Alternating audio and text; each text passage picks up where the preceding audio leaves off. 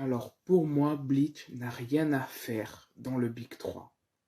Le manga a été vendu à 120 millions d'exemplaires. Et de l'autre côté, t'as One Piece, Naruto et DBZ qui sont au sommet. Bon, l'extrait dure 15 secondes et il y a déjà beaucoup de conneries. Ça plus les quelques posts sur les réseaux sociaux qui parlent de remplacer Bleach par Hunter x Hunter ou SNK au sein du Big 3, je m'étais dit que ce serait cool de faire une petite vidéo, histoire de faire le point sur ce qu'est exactement le Big 3. Il y a quelques mois, j'avais fait un thread qui en parlait et pourquoi selon moi c'était une référence qui avait plus vraiment de sens aujourd'hui. Il avait été mal reçu parce que beaucoup de gens ont cru que je critiquais les œuvres qui en faisaient partie. Je vois pas comment on pouvait en déduire ça, mais c'est pas grave, sur Twitter je suis habitué à ce genre de réaction. Quoi qu'il en soit, j'avais envie de faire une vidéo qui présente ce qu'est le Big 3 et le problème que j'ai avec ce terme. J'espère que je serai assez clair dans mes propos, sinon n'hésitez pas à me dire en commentaire votre avis sur la question. Bon visionnage. Pour pouvoir expliquer ce qu'est le Big 3, je suis obligé de vous replacer le contexte et de revenir quelques années en arrière. Les années 2000 correspondent à l'explosion des mangas en dehors du Japon. En France et en Occident d'une manière plus générale, on a pu voir 3 œuvres se démarquer au niveau des ventes et au niveau de la popularité. Et comme par hasard, ces 3 mangas étaient édités dans le même magazine, le Weekly Shonen Jump. Ces 3 mangas sont One Piece, Naruto et Bleach.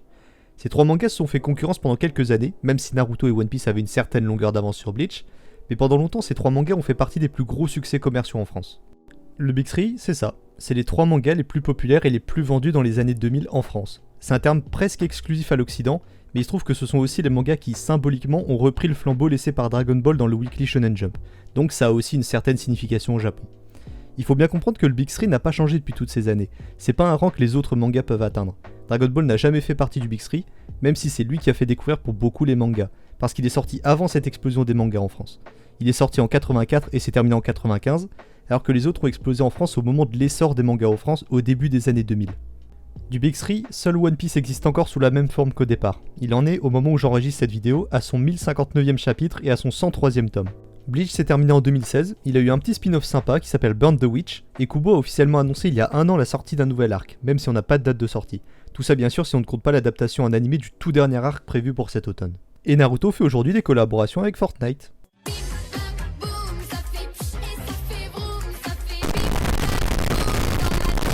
Non, plus sérieusement, le manga s'est terminé en 2014 et continue aujourd'hui avec Boruto. Alors tout ça c'est sympa, mais comme je l'ai dit dans l'intro, j'ai un petit problème avec ce terme, et je vais essayer de vous l'expliquer de la manière la plus concise possible. En réalité, j'ai pas de problème avec la notion de Big 3 en elle-même, j'ai un problème avec les personnes qui l'invoquent à tort et à travers dès qu'il s'agit de défendre leurs œuvres préférées. Voilà mon avis sur ce genre d'argument. Pour commencer, le Big 3 est avant tout un terme commercial. Il ne désignait à l'époque que les mangas les plus vendus, et comme on le sait tous, les ventes et la qualité c'est pas la même chose. Sinon Tokyo Revengers et Demon Slayer auraient remplacé One Piece à la place de numéro 1.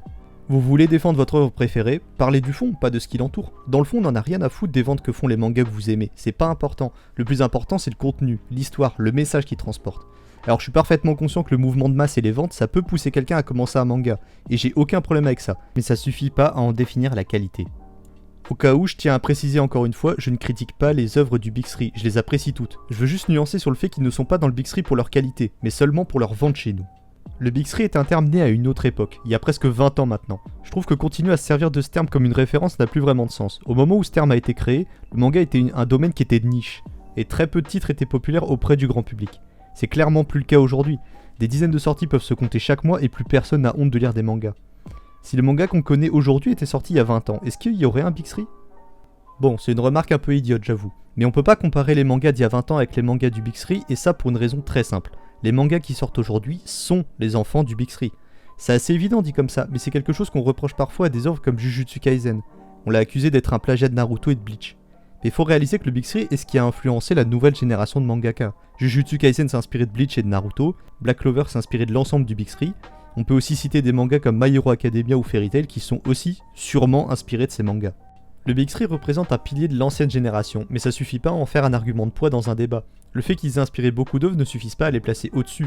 Par exemple, One Piece n'aurait certainement pas existé sans Dragon Ball, mais je suis désolé pour les fans de Dragon Ball, je préfère One Piece, parce que l'univers de One Piece il est plus complet et l'histoire est plus captivante. De la même manière, peut-être qu'à vos yeux, des mangas dépassent Bleach, dépassent One Piece ou dépassent Naruto. Y a aucun mal à ça à partir du moment où vous savez pourquoi vous aimez une œuvre, parce que c'est tout ce qui doit compter dans un débat. Bon, j'espère que j'ai été assez clair dans mes propos et que j'ai réussi à vous expliquer ce qu'était le Big 3. Je sais que je me suis répété sur certains points, mais pour moi c'était important de nuancer. C'est une chose que j'ai pas pu faire dans mon thread de la dernière fois. J'espère que la vidéo t'a plu, si jamais c'est le cas tu peux t'abonner, liker, partager. Si jamais tu voudrais me donner ton avis sur tout ce que j'ai dit, n'hésite pas à le faire dans les commentaires.